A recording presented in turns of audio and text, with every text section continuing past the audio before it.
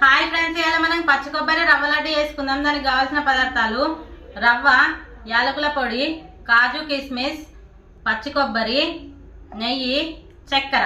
Stove on చేసుకుందాం. కంచుడు పెట్టుకుందాం.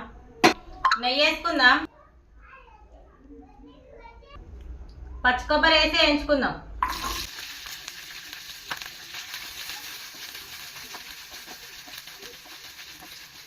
పచ్చి కొబ్బరి ఫ్రై అయింది. ఇప్పుడు మిక్సీ జారీలోకి వేసుకుందాం.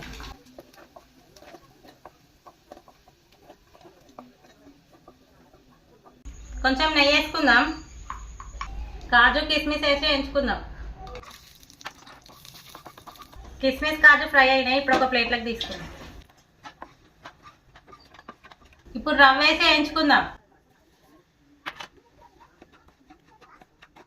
రవ్వ వేగింది. ఇప్పుడు ఒక కటోర్లోకి తీసుకుందాం.